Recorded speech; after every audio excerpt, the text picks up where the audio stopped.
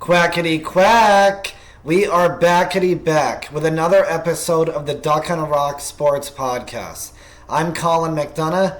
I'm not joined by my usual co-hosts of Matt McDonough, Matt we met today. I'm going solo to talk a little football with you. As the NFL season is upon us, we're going to talk some Patriots. We're not going to really talk too much about this upcoming season. We're going to connect the past to the present and hopefully get a little bit of answers on how the Patriots can move forward into a new era. So we're going to start and relate the podcast to the 12 to 17 foot tall bronze elephant in the room, or in Foxborough, the Tom Brady statue recently unveiled at Gillette Stadium. So Brady becomes the first Patriot to get a statue, after being the first Patriot to have his number retired, after being the first Patriot to have his Hall of Fame wait time waived at Patriot Place, and so on and so forth. This is all deserved, obviously, and it should have been done. Some are saying enough with the Brady honors, but, to me, there's never enough Brady honors. There are reasons why this is all getting done in the last few years. Right? It seems like it's kind of rapid pace. But, Brady was up there 2 years ago at the season opener, June 2024. That was the Patriots Hall of Fame induction. It filled up Gillette Stadium, during a Celtics finals game. And for Brady, his number was retired. And the last really big marker of being a legend of all legends for a franchise is to get a statue at the stadium. So why is this happening so quickly? So Brady is now broadcasting with Fox Sports. He's part owner of the Raiders. He's also actually part owner of Birmingham City soccer team in England, the birthplace of the Industrial Revolution. So he joins the likes of Ryan Reynolds, Rob McElhaney, Kelly Ripa, and Mark Consuelos, Ava Longoria. These are all Americans who now own soccer teams. The Welcome to Wrexham documentary has blown up. Now everyone has a soccer team, whether it be in England, Wales, Italy, or Mexico. So I guess if Americans make it big and can't buy a big four major sports team in the United States, a soccer team in another country is a way to go.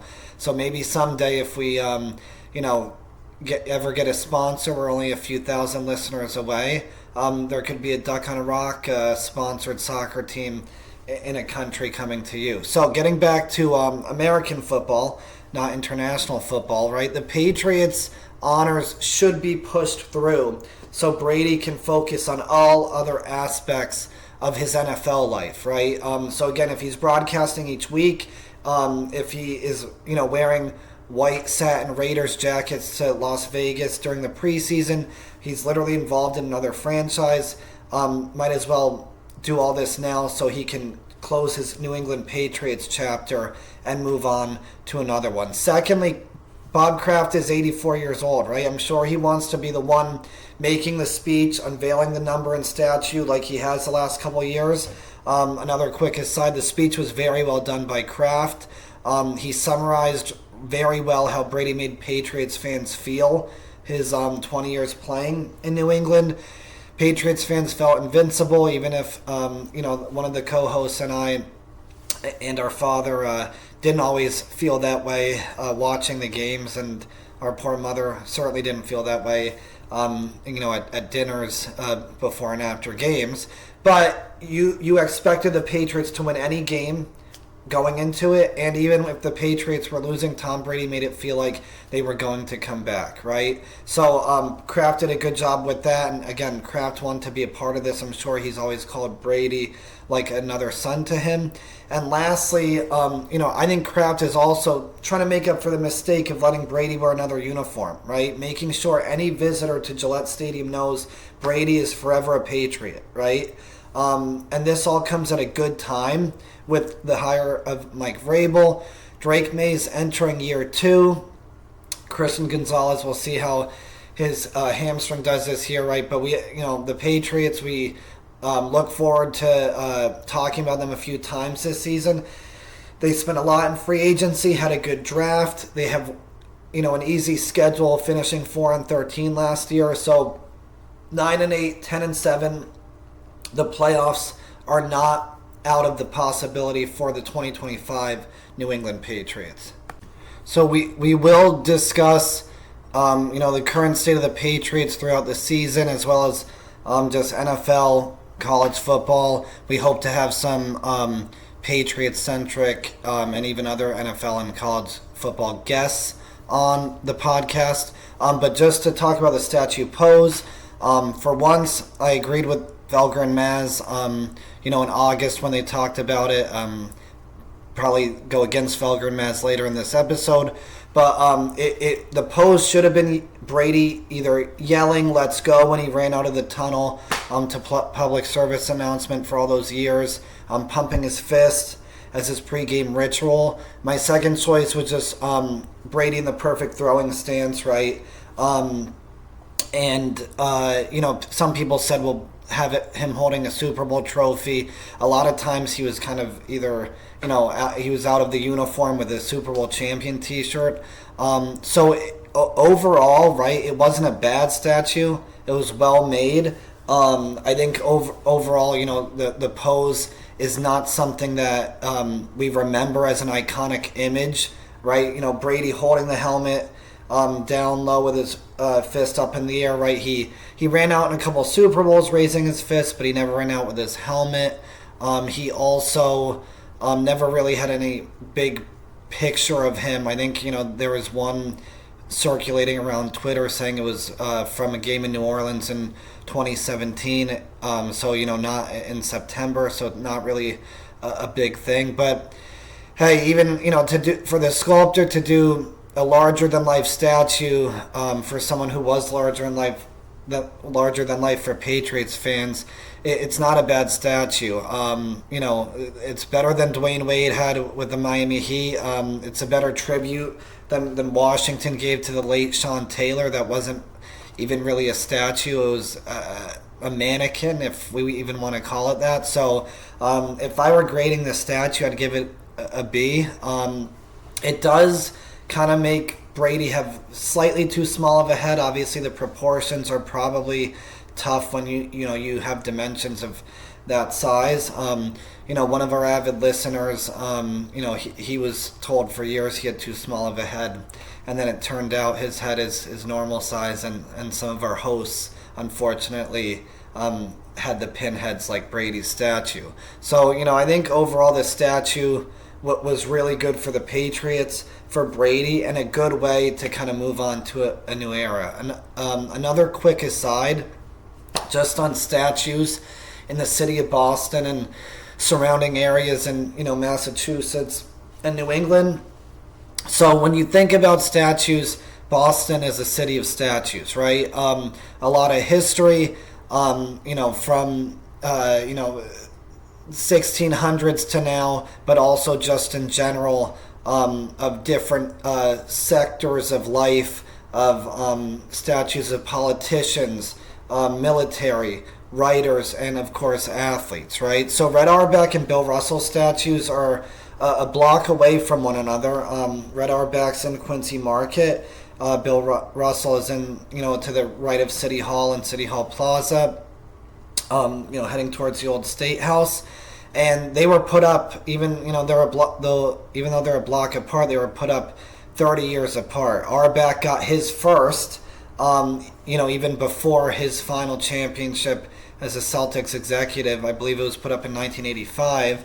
For Auerbach to get one 30 years before Bill Russell, we know there's unfortunate factors with that. It took President Barack Obama to basically give Bill Russell the Medal of Freedom and say he hopes there's a statue for the children of Boston to look up to with Bill Russell. But nonetheless, at least the statue was made and put up, for each of them before they passed away, right? Larry Bird probably should have more than just shoes at Auerbach's feet, but that I know there might be some tributes around the Celtics for Bird, but that's kind of the next phase, I would say, for the Boston Celtics. But even just the city in general, right? George Washington on his horse in the public garden, Abraham Lincoln, which was actually removed for outdated connotation and saying it wasn't a good modern representation. Obviously, probably our dad would argue the most famous statue, and our dad argues is the symbol of Boston, the Paul Revere statue in the North End in front of the Old North Church. Right by another church where another president, mentioning John F. Kennedy, his parents were married. You have Sam Adams in between Russell and Arback in front of Quincy Market. So, an interesting kind of lay of the land there. You have Phyllis Wheatley on the Commonwealth Avenue Mall, Harriet Tubman in the South End. You have John F. Kennedy by the Massachusetts State House up from Boston Common. Bobby Orr, the Bruins' own TD Garden, so obviously he's in front of that. And then Fenway obviously has, Ted Williams. David Ortiz has a bridge. Ted Williams has a tunnel. In front of the North End, you have the boxer Tony DeMarco. And Rocky Marciano has a statue in Brockton, Mass. And then even Martin Luther King Jr. and Coretta Scott King. It's semi-controversial, called The Embrace in the Common.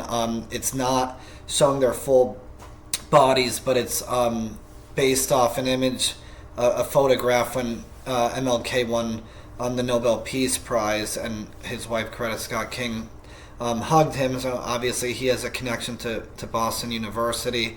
So the list goes on and on, sports or not. I'm sure I forgot some. But now Tom Brady enters, this list as the first Patriot besides Sam Adams and Paul Revere. Haha. But seriously and obviously, Brady deserves to be the first New England Patriot statue in Boston.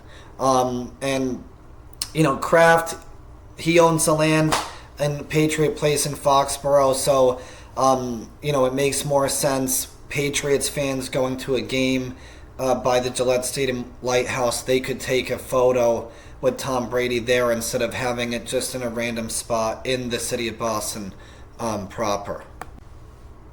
So, really, what's missing? Why am I even kind of ranting and raving about statues, right? So, the Brady statue puts a nice bow on the dynasty era of the New England Patriots, and the current Patriots are on an upswing with hopefully good times ahead. But there is one thing missing, and that's the relationship of the other most famous part of the Patriots' 2-decade-long dynasty. It was the Brady and Belichek era. So Bill Belichick is missing. Definitely the North Carolina Tar Heels football team were missing a lot of things in their season opener against TCU. But Belichick and the Patriots relationship, which is really a relationship with Patriots owner Robert Kraft, is the thing that hasn't really kind of finished and tied together kind of the new, the old ending and the new beginning for these Patriots, right? So in a perfect world, Brady and Belichick would have gotten a statue together, at the same time. And maybe both have been there with, Brady as one part, Kraft the other part, and Belichick together, at this statue unveiling. Maybe it could have been the cover of Michael Hawley's book, Belichick and Brady. That photo on the cover had Brady in his uniform with his signature old Pat, the Patriot hat, celebrating, I think, either a playoff berth or AFC East title at home, and Belichick smiling in a cut-off gray hoodie, kind of shaking each other's hands, patting each other on the back. It could have been the two of them talking, facing one another before a play, maybe Belichick with his hood on and the headset on, Brady in full uniform and helmet. Or, one of the few times, it might have happened once early in the season when it might have been the Monday night in Miami when Brady threw for over 500 yards, I think 517. I think that was the first game of the 2011 season, if I'm not mistaken. But he got a few curtain calls at the end of games at Gillette Stadium maybe at the end of the year if they were up big, with a drive or two left in the game. Belichick greeting Brady or vice versa as Brady comes off the field.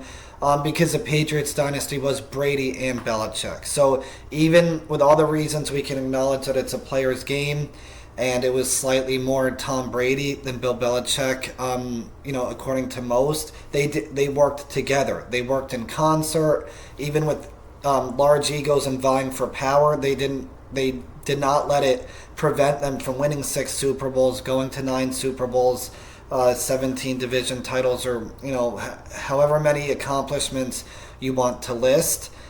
They did it together with the New England Patriots. Brady obviously will probably be in the Tampa Bay Buccaneers Ring of Honor. He's maybe even the most famous Buccaneer, even though just playing there a few seasons. But even though Brady and Belichick accomplished so much in New England together, they did not get their statues together. So is this really that big a deal? You might be saying it doesn't actually matter. Maybe a few weeks ago we might have said, well, maybe Belichick would get a statue in Chapel Hill someday, but that may not happen. I'm just simply lamenting the fact that the current state of the Brady, Belichick, and Kraft triumvirate is sad, right? If we want to kind of move forward, fan base and media talking about those years, it would be a lot easier if Kraft and Belichick weren't taking small shots at times against each other, right? So, like, the state of the relationships of the three, I was going to use Titans. We're not in Tennessee, but the Titans of the franchise. Kraft loves Brady, obviously treats him like his son. Brady loves and respects both Kraft and Belichick, right? Has said so. Belichick speaks glowingly of Brady in the media, even in his new book. And Kraft and Belichick's relationship is effectively over, right? They had a little flicker of light in the relationship at the roast for Brady on Netflix, I believe last year, and that was really kind of just for show business, right, on stage. I read Belichick's new book, The Art of Winning. He did not mention Kraft nor even Gerard Mayo once in the actual main text of the book. Gerard Mayo did get listed in the acknowledgement section, but he was listed as a player along with a bunch of other players and coaches. Mayo wasn't listed as an assistant for Belichick, which he is.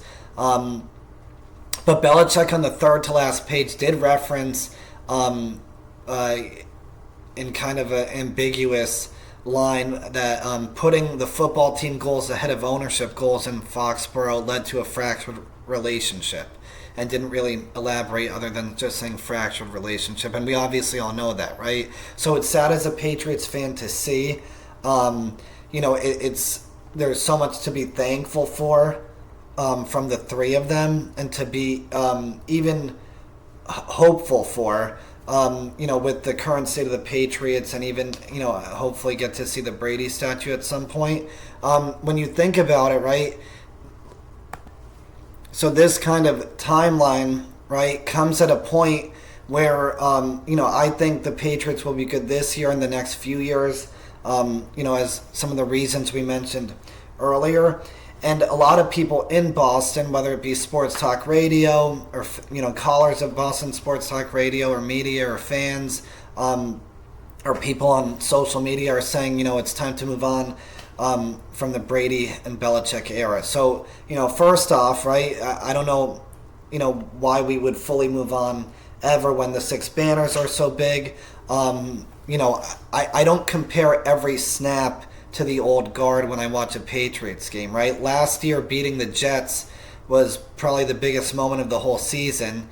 That used to be expected, and I had a great time watching the game. I didn't, say, oh, this is pitiful that I'm so happy they beat Aaron Rodgers and the Jets at home on a beautiful fall Sunday in October. I enjoyed it, right? Because thinking about being content with 6 Super Bowls, not being a spoiled brat, like maybe some listeners have said I've been a lot in my life, you think about this as a fan and you're appreciative. You're not spoiled if you enjoy it, but think back to the past fondly, right? You're always going to think about it fondly, especially when the team isn't good, right? So when the Patriots were in their dynasty era and they'd lose games or to the Jets or whoever, you do get angry because you had high expectations. When the expectations go lower, you think back to the good times, you're thankful you had them, and then you just enjoy what you have. At least that's what I've been trying to do with the Patriots, the end of the Belichick era and the 1 year of Mayo, and I'll do the same starting with Vrabel, right? Think of other fan bases, right? If you told a Chicago Bulls fan stop thinking about Michael Jordan, why would they stop? Right? They've made the conference finals, Derrick Rose MVP year, but they haven't had any finals appearances or anything else. So hopefully they get some enjoyment of watching the Bulls, reach the play-in most years. But I know we have some Bulls listeners out there, hopefully. But that's true with other franchises. The Celtics are, one of our episodes in the summer, we talked about the Celtics. Obviously, they're a big deal to us, but the Celtics banners are up in the practice facility in TD Garden, right? From 1957 on, the past is always a reminder of the present. The Yankees, same thing. Yankees fans expect a World Series every year, and it's a failure if not. That's a good thing. They're always thinking about comparing players to the past. Aaron Judge is compared to Babe Ruth, Mickey Mantle, etc. And even though Judge is a much better player than Derek Jeter won 5 World Series, right? So, that move on from this era, even though, I might be talking out of both sides of my mouth saying Kraft is kind of trying to move on, part of it is just doing all the honors, but as a fan, you can still think about it, you can still talk about it. The other aspect, right, is they say move on from this era. Well, they moved on from Belichick. They hired Gerard Mayo, who played and coached under Belichick. The Patriots did, right? And Gerard Mayo, we had a blog post written on duckhuntrocksports.com about Gerard Mayo last year. He should have been given more time. We could get into that fully maybe another time. But if Vrabel wasn't available and threatening Kraft with interviewing for the Jets, and if Kraft, feared that Mike Vrabel would coach the Jets, then Gerard Mayo would still be here, right? You could say the team looked bad. You could say all his gas with the media. That's fine. They were projected to win 4.5 games. They won 4. The roster was terrible last year. Elliott Wolf, as of recording, is still employed by the Patriots. So Elliott Wolf gets to keep his job. Throw Gerard Mayo, to the side. I wonder why, right? And again, even after Mayo's fired, who is the candidate that most fans and media wanted to replace the replacement of Belichick? Was Mike Vrabel, who played with Brady, played under Belichick, and then they hire Vrabel, and then, who should we hire as the offensive coordinator? We're moving on from Belichick, we're moving on from Mayo, we have Vrabel, well, let's bring back Josh McDaniels. And media and fans, again, this might be a small percentage of this overlap, but those who say, well, hey, we got to move on from these good years, you're hiring players to be coaches, and Josh McDaniels for, a 4th time for the Patriots? So you bring him back again. So don't say to focus on the current Patriots when the past Patriots are part of this current team, right? So, even fans who are probably excited about this year's team, excited about Drake May, excited about Milton Williams, excited about what this roster can do, are still tweeting and replying, to stories or social media posts about Kraft and Belichick taking shots at one another in the media. So it's okay to fully or to not fully move on when the results were so great for 20 years. You can't be happier. And even the times since have been intriguing, interesting. Even if you don't think so, they're still making their way to news sites, newspapers, social media, right? Even, some Patriots, media members, right? I mentioned Felger and Maz, but I guess I'll talk about WEI a little bit. Andy Hart, former Patriots Football Weekly, he said before North Carolina's opener how he's rooting against UNC. Jim Murray with Felger and Maz was glad UNC lost. It's like, I don't get, some of these guys were more famous because Bill Belichick coached the Patriots to 6 Super Bowls, and now they're somehow saying like, oh, let's not talk about this guy but still talk about him, right? So I think it's just, even whether we like it or not, whether we're doing it on purpose or not, this is still a story that's related to the Patriots, right? So recently Kraft said, right, what is the main point of this? Kraft said recently that he wants a Bill Belichick statue across from Brady in Patriot Place. And then a day later, we got tweets from multiple reporters saying that, North Carolina banned the Patriots from scouting them or something. Obviously, some tweets you can't read too much into, which after the Tar Heels Open, or maybe not getting scouted by NFL teams, would be best for everyone involved, whether it be North Carolina or the Patriots. But still, the war of words continues, right? So as Kraft sees his franchise resurgence happen in the stadium that he built, right, fans are going to pass by a statue he had built, almost 3 times the size of the average man and the man whose statue it is, right? So Kraft let Brady leave his team, but and sided with Belichick then to not keep Brady. Sure, he still regrets it, seeing Brady win a Super Bowl in another uniform, while the Patriots have had one winning season since.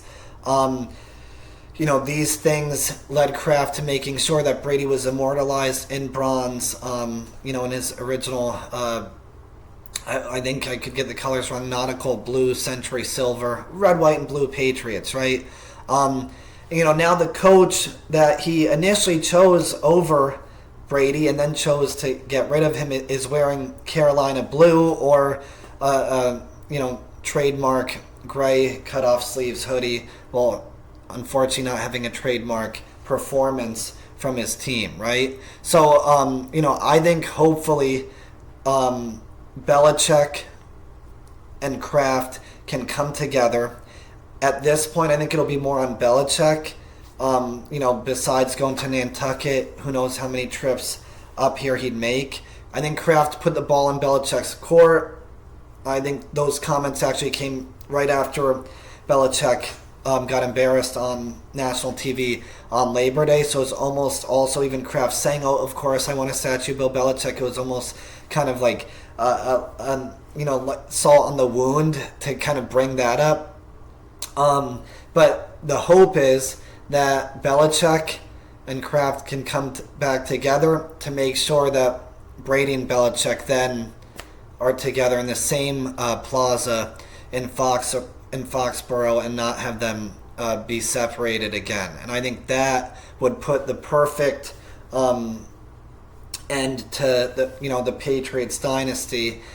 And maybe we really could all kind of just focus on seeing how the current Patriots do with the Patriots of the past, with banners above them and statues just outside the stadium from them.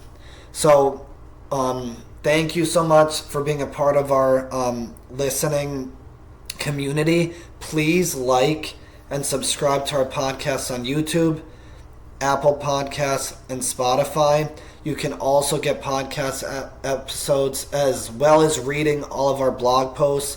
We're not just a blog, we have podcasts. We're not just a podcast. We have a blog and website where we do write articles separate from the podcast. So please, duckandrocksports.com, go on it, read it. We have been up and running now for over a year. So we've talked about everything from UConn basketball, NBA, WNBA, some hockey, some football, some baseball, some betting. We've had contributors from a lot of different places that we appreciate, readers from a lot of different places. And lastly, follow us on social media on Instagram and Twitter, or X, whatever you want to call it, at Duck on a Rock Blog, and on Facebook at Duck on a Rock Sports. And thank you as always for being a part of our flock.